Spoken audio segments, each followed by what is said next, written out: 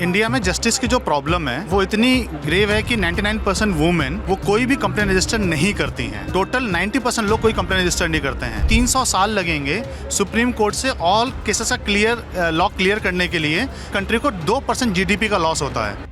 हमारी हर startup end up paying 40% of their revenue to the foreign companies. हमने तीनों एजेंट को कंबाइन करके एक सुपर एजेंट बना दिया। सिंगल क्लिक पर यह कंप्लेन उस पुलिस थाने में चली जाएगी। हम इंडिया का अपना ओन लीगल लैंग्वेज मॉडल बनाना चाहते हैं।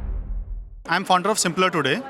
इंडिया में जस्टिस की जो प्रॉब्लम है वो इतनी ग्रेव है कि 99% वुमेन वो कोई भी कंप्लेन रजिस्टर नहीं करती हैं। टोटल 90% लोग कोई कंप्लेन रजिस्टर नहीं करते हैं। अगर आप सुप्रीम कोर्ट के हिसाब से देखें तो 300 साल लगेंगे सुप्रीम कोर्ट से ऑल केसेस का लॉ क्लियर करने के लिए, सब्जेक्ट टू द कंडीशन कोई नया केस रजिस्टर न हो। इस हालत में हमारी कंट्री को 2% जीडीपी का लॉस होता है। इस प्रॉब्लम को कैसे सॉल्व किया जाए, तो इसको हमने समझा इस तरीके से कि जो जस्टिस की प्रॉब्लम है वो 3 स्टेप प्रोसेस है। Complain, charge sheet and judgment. इसमें 3 एक्टर इन्वॉल्व हैं। अगर मेरे साथ कुछ बुरा हुआ, कोई दुर्घटना हो गई, चाहे वो सेक्सुअल हरासमेंट हो, चाहे ईव टीजिंग हो, चाहे थेफ्ट हो, चाहे डकैती हो, चाहे बलगरी हो, साइबर फ्रॉड हो, बैंक से पैसे चोरी हो गए हो, कुछ भी हुआ हो, तो सबसे पहले मैं अपने वेल विशर से बात करना चाहूँगा जो मुझे एडवाइस कर सके मुझे क्या करना चाहिए। मैं पुलिस के पास जाऊँ या नहीं जाऊँ, या मैं साइबर थाने में जाऊँ। सेकेंड, जब मेरे को उसने एडवाइस कर दिया तो फिर मैं जो सेकंड एक्टर है वो है आपका पुलिस में जो इन्वेस्टिगेशन ऑफिसर है वो जब आपसे बात करता है कंप्लेंट फाइल करने के बाद, तो इस तरह सोचता है कि आप हमसे झूठ बोलते हो। फॉर एग्जांपल, आपका फ़ोन चोरी हो गया, आप तो बोलोगे मेरा फ़ोन चोरी हो गया। पुलिस क्या सोचेगी कि इसका फ़ोन ये झूठ बोल रहा है कि चोरी हुआ है, एक्चुअली इसने खुद छुपा दिया है, इसको इंश्योरेंस क्लेम निकालना है। या ये कोई टेररिस्ट है और इसने फ़ोन को यूज़ करके टेररिस्ट एक्ट के लिए ये पकड़ा ना जाए, इसलिए एक फॉल्स कंप्लेन करवाने आया है कि इसका फ़ोन चोरी हो गया है। सो आईओ माइंडसेट है, वो डाउट देखता है। थर्ड एक्टर कौन है? जब वो चार्जशीट फाइल कर देगा तो इसमें फैक्ट के अलावा ये भी होंगे कि चार्जेस जो हैं वो कौन कौन से एस्टैब्लिश हैं, कौन कौन से सेक्शन एप्लीकेबल हैं। थर्ड एक्टर आपका है लॉ, जिसमें जो एडवोकेट है और जो जज हैं वो डिसाइड करेंगे कि चार्जेस लगेंगे नहीं लगेंगे। हमने क्या किया, हमने तीनों एजेंट को कंबाइन करके एक सुपर एजेंट बना दिया। और जो सुपर एजेंट है वो आपसे लोकल लैंग्वेज में कन्वर्स करता है, बात करता है, आपको प्रोब करता है, आपसे सवाल पूछता है, आपके इशू को समझता है। उसके बाद आपको एडवाइस करता है कि आपके क्या लीगल राइट्स हैं, आप क्या कर सकते हैं। अगर आप कंफर्म हो जाते हो कि हाँ मेरे को भाई अब लीगल एक्शन लेना है, ठीक है, तब तक वो आपको एनोनिमस रखता है, क्योंकि हो सकता है कि वो मेरा प्राइवेट मैटर है। जैसे फॉर एग्जांपल मैंने बोला ईव टीजिंग, सेक्सुअल हैरेसमेंट मेरा प्राइवेट मैटर, मैं बताना नहीं चाहता हूँ, तो ना मैंने मोबाइल नंबर लिया, ना मैंने ईमेल आईडी लिया। जब आप श्योर हो गए कि अब मुझे पुलिस पे कंप्लेंट फाइल करनी है, तब वो आपसे पूछता है कि आप मुझे अपनी ईमेल आईडी बता दो, so that I can help you to draft a complain. उसके बाद वो आपकी कंप्लेंट ड्राफ्ट कर देगा। इस तरह की हमारी कंप्लेंट ड्राफ्ट होती है, ठीक है। ये जो है क्लोज टू द चार्जशीट है, जिसमें आपका डिस्क्रिप्शन, ठीक है, details of the victim, accused कौन है, विटनेस कौन है, सीसीटीवी कैमरा सर्वेलेंस है या नहीं है, ठीक है, प्रीवियस कम्युनिकेशन कोई पुलिस को है, एविडेंसेस कौन कौन से हैं, और उसके बाद एक नरेशन ऑफ अ स्टोरी कि एक्चुअली घटना घटी कैसे। अब इसमें कुछ भी नहीं यूज़र ने लिखा है, उसने केवल बात की है और उससे प्रोब किया गया था। ये पूरा एआई जनरेटेड है। इसके बाद उसने डिसाइड किया कि मुझे कंप्लेन अब करनी है, तो उसे पिन कोड लेगा या लोकेशन लेगा, उसका तो आइडेंटिफाई कर लेगा कौन से पुलिस थाने में ये कंप्लेन जानी है। सिंगल क्लिक पर ये कंप्लेन उस पुलिस थाने में चली जाएगी और ये 3-4 मिनट के अंदर जो जस्टिस की प्रॉब्लम थी वो पहुंच गई।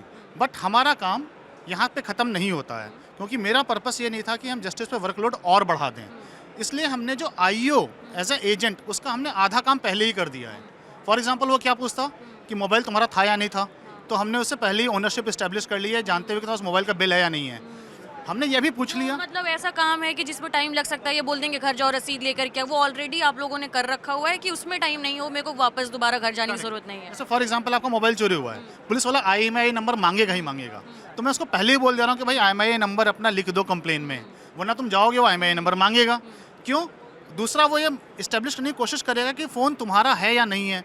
तीसरा, वो जानने की कोशिश करेगा कि फ़ोन जब चोरी हुआ तब तुम फ़ोन यूज़ कर रहे थे या नहीं कर रहे थे, तो तुम इन सारे सवालों के सवाल के जवाब पहले ही दे दो। ये आप लोग को कैसे फिगर आउट कर देंगे ये पॉसिबल पोटेंशियल क्वेश्चन हो सकते हैं? राइट। सो हमने अपने जो AI मॉडल है उसको 2 लॉ पे ट्रेन किया है, एक भारतीय न्याय संहिता और IT एक्ट। सो उसके हिसाब से जो जो पॉसिबल केसेस हो सकते हैं वो आएंगे। सो हमारा होल पर्पस है कि हम इंडिया का अपना ओन लीगल लैंग्वेज मॉडल बनाना चाहते हैं। इंडिया का ओन लीगल लैंग्वेज मॉडल। अभी पूरी अगर आप देखेंगे जो इतनी भी LLM कंपनीज़ हैं सारी फॉरेनर हैं। इंडिया का डेटा भी बाहर जा रहा है, इंडिया की टेक्नोलॉजी भी हमारी कोई सुपीरियरिटी नहीं है, और हमारी हर startup end up paying 40% of their revenue to the foreign companies. Innovate हम कर रहे हैं यहाँ पे, 40% रेवेन्यू वो ले रहे हैं, तो उसको ठीक करने के लिए मेरे को कहीं से तो घुसना पड़ेगा। तो हमने बोला कि पहले हम माइक्रो लॉ का एक लैंग्वेज मॉडल बनाते हैं जो कि हमारा अपना है, बट कन्वर्सेशन के लिए हम फॉरेन मॉडल को यूज़ कर लेंगे। But over a period of a time जब हम इसको इवॉल्व करेंगे, मेरे पास और डेटा आएगा, नॉलेज आएगा, तो हम इंडिजीनियस अपना लीगल लैंग्वेज मॉडल बना लेंगे। और अभी तक कितने लोगों ने इसको यूज़ किया है या फिर कैसा फीडबैक आ रहा है? अब तक इसमें 250 कंप्लेन जो है वो फाइल हो चुकी हैं। जैसे एक तो आपके सामने देख ही रहे हैं कि ये ट्रक था और इसको हटा दिया गया। ईव टीजिंग के केसेस भी रजिस्टर हुए हैं, थेफ्ट के हुए हैं। एक साइबर फ्रॉड का केस रजिस्टर हुआ है of 80 lakh. Last year by the way इस कंट्री ने $200 मिलियन खोए हैं जस्ट इन साइबर थेफ्ट, और पुलिस ने, ये वो हैं जो कंप्लेन रिकॉर्डेड हैं, जो एक्चुअल नंबर इज 10x मोर। ये जो साइबर फ्रॉड है, मान लीजिए किसी के साथ हो गया तो वो कैसे आपके ऐप के थ्रू रीच आउट कर सकता है, उसका प्रोसेस क्या होता है? सिंपल, वो ऐप पे जाएगा, एक व्हाट्सएप नंबर है, ठीक है, उस पर वो हाय बोलेगा, एक बॉट खुल जाएगा, उससे वो बात करना शुरू कर देगा। ठीक है, जैसे फॉर एग्जांपल मैंने बोला, मैं यही बोलूँगा, मैं परेशान हूँ, कल मेरे अकाउंट से पैसे चोरी हो गए, तो मेरा बॉट उससे अगला सवाल पूछेगा कि क्या आप बता सकते हैं कि एग्जैक्टली, ठीक है, ये कैसे हुआ? तो वो बोलेगा मुझे नहीं पता, मैंने अपना फ़ोन खोला तो मैंने देखा कि पैसे has been debited from my account. आपको कब मालूम पड़ा? क्या आपने इसके लिए फिर बैंक को अप्रोच किया या नहीं किया? क्या आपको ये बिलीव है कि आपका जो OTP है आपने किसी साथ शेयर किया हो? तो इस तरह के सवाल वो खुद ही पूछ लेगा सारे, जिससे कि जो कंप्लेन ड्राफ्ट हो वो प्रॉपर्ली ड्राफ्ट हो जाए। इसमें एक बहुत इंपॉर्टेंट बात है, नितिन जो हमारे को फाउंडर हैं and he is also a lawyer, so he said कि अगर बैंक ने उसको एजुकेट नहीं किया है, सो इस केस में जो एक एक्यूज्ड है वो बैंक भी है, और बैंक इज़ लायबल टू पे दैट मनी बिफोर इन्वेस्टिगेशन। मान लीजिए आप रोड पे गए, कोई हमारे में रोड पे आ रहा है और उसका एक्सीडेंट हो गया अनफॉर्चुनेटली, तो लोग क्या करते हैं कि एक्सीडेंट जिसके साथ हुआ उसके अगेंस्ट कंप्लेन करेंगे, बट वहाँ पर अगर बैनर नहीं था, राइट, जिसमें स्पीड स्लो डाउन करनी थी, तो national highway authority of India भी एक्यूज्ड है, जो कॉन्ट्रैक्टर है जिसने वो रोड बनाई है वो भी एक्यूज्ड है। सो लोगों को इतनी लीगल लैंग्वेज नहीं होती है, और इसीलिए लोग लॉयर की हेल्प लेते हैं। हम उसी लॉयर को अब एक एजेंट की तरह ले आए हैं, सो दैट कि आपको रियल टाइम हेल्प मिले और आप अपने जस्टिस को ले सकें। और मैं अगर यूज़ करती हूँ तो मुझे क्या उसके लिए कुछ चार्ज पे करना पड़ेगा, या कैसे आप लोग का रेवेन्यू मॉडल क्या है? रेवेन्यू मॉडल हमारा सिंपल है, आप एडवाइस है और ड्राफ्टिंग ऑफ कंप्लेन है, इसके लिए हम 175 rupees one time fees charge करते हैं, 175 रुपीज़, दैट्स इट। आप बताइए सर, आप लोगों ने स्टार्ट कुछ तो सीड आइडिया रहा होगा? देश के लिए करा, सोचा what is good, what would the देश, what would the country need, this was the need of the hour. And जो police complaints are, they can be use for any issue for your life.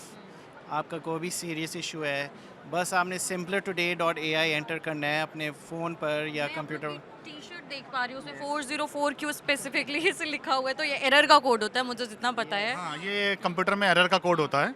अगर आप इसमें देख सकते हैं error क्या है, social skills not found but AI is learning. So जो हमारा अभी बॉट है, इसमें लीगल नॉलेज तो पूरी आ गई है एजेंट की, बट इसमें भी एम्पैथी कम है। ठीक है, थोड़ा सा इसमें वो इंसानियत emotion- वाला टच नहीं है कि कैसे एक दुख को समझ। हाँ, जैसे कि फॉर एग्जांपल अगर ईव टीजिंग है, हैरेसमेंट का केस है, तो थोड़ी सी एम्पैथी भी होनी चाहिए, प्यार मोहब्बत भी होना चाहिए, और कंसोल होना चाहिए। So that is what we are still learning, so social skills we are learning. You are saying sorry something else. No, ऐसा कुछ अभी अवेलेबल नहीं है, so is the first one. So it's very important, जो complaints बन रही है, जो डॉक्यूमेंट बन रहा है, it's very useful and if it should be use for the right purpose. So जैसे हमारा एक ये रियल लाइफ एग्जांपल है, ये ट्रक्स 2 साल ब्लॉक कर रहे थे ट्रैफिक, और हमारा AI प्लेटफॉर्म ने 3 डेज़ के अंदर ट्रक्स को निकाल दिया। एंड सो आपको ये भी रियलाइज़ होगा, पुलिस और गवर्नमेंट का भी नीड है, they want to be effective, उनको करना है काम, और हमको सपोर्ट भी देना है उनको।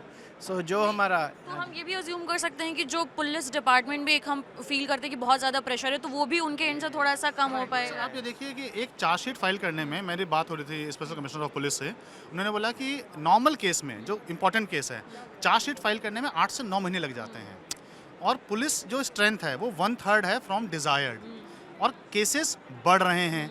तो जब तक पुलिस की जो कंप्लेन है वो चार्जशीट रेडी नहीं होगी, तब तक पुलिस हमारे केसेस को नहीं हैंडल कर सकती है, ये प्रैक्टिकली पॉसिबल नहीं है। सो हम अपनी AI के हेल्प से अगर चार्जेस पहले से ही लगा दें कि भाई ये चार्जेस लगेंगे, और हम उसके पीछे जस्टिफिकेशन भी दे दें, इस चार्ज के पीछे जस्टिफिकेशन है, फॉर एग्जांपल मुक्का मारा पर यहाँ गाल पे मारा, गर्दन पे नहीं मारा, गाल पे जो मारा, इसकी जो एविडेंस है वो ये है कि मैं उसके बाद मेरे को चोट इतनी थी कि मैं डॉक्टर के पास गया और डॉक्टर ने प्रिस्क्रिप्शन में लिखा हुआ है कि मुक्का मेरे गाल पे मारा। अब इसका एक सेक्शन अलग है, बट वही मुक्का अगर गाल पे पड़ा होता तो इसका सेक्शन अलग है। तो ये हम धारा पहले से लगा देंगे और हम लिख देंगे कि इसकी वजह से हमने ये धारा लगाई है, और उस धारा को प्रूफ करने के लिए जिसका जो एविडेंस है वो एक मेडिकल प्रिस्क्रिप्शन रिपोर्ट है या टेस्टिंग रिपोर्ट है। तो सोचिए जो आईओ का जो काम था वो तो हमने कर दिया था। तो ये जो आप काम करके देते हैं ये ऑथराइज होता है, आईओ मानता है इस प्रोसेस को, जो आप ये जो कंप्लेन नीचे ड्राफ्ट करके देता है मेरे ख्याल से लास्ट वाला, तो ये आप भेजते हैं तो ये हाँ ये और यहाँ पे एविडेंसेस हैं जो मैं आपको दिखा रहा था। तो ये वैलिड होते हैं जब हम स्टेशन में दिखाते हैं, स्टेशन में जाते हैं तो मतलब ब्यूटी ये है कि अगर आप पुअरली ड्राफ्टेड कंप्लेन लेकर के जाते हैं तो it harms the complainant because police will not admit the complaint, right. 2 reasons, एक उसको समझ में नहीं आता केस क्या है, दूसरा ठीक है वो अगर उसको टरकाना है तो वो टरका भी सकता है, कह रहे हैं ठीक है यार जब जाओ देख लेना, ठीक है। बट अगर मैं अवेयर होकर के जाऊँ, मुझे पता है कि धारा 303 लगनी है, 304 लगनी है, 305 लगनी है, हल्के में नहीं ले सकते। हल्के में नहीं ले सकता, और कंप्लेन वेल ड्राफ्टेड है तो इसको वो रोक नहीं सकता। तो that is a benefit from a complainant side, not thing from a police side. जो पुलिस ईमानदार है, काम करना चाहते हैं, जो कि यूजली करना चाहते हैं, वो बोलेंगे कि यार मैं बैठ जाता हूँ पुलिस में, अब ये कोई लेडी आई, ठीक है, ये अपनी घर का जो दुखड़ा ही मेरे को सुनाई जा रही है, मेरे पास इतना समय तो है नहीं, मेरे को अगर फैक्ट बेस्ड कंप्लेन मिल जाए जिसमें ऑलरेडी सारे फैक्ट एस्टेब्लिश्ड हैं तो मैं को एक्ट करने में आसानी है और उस कंप्लेंट को मैं एडमिट करूँगा। So that way a good complain can reduce the time to charge sheet and a good charge sheet will reduce the time to judgment. So that's the way justice will become accessible and faster.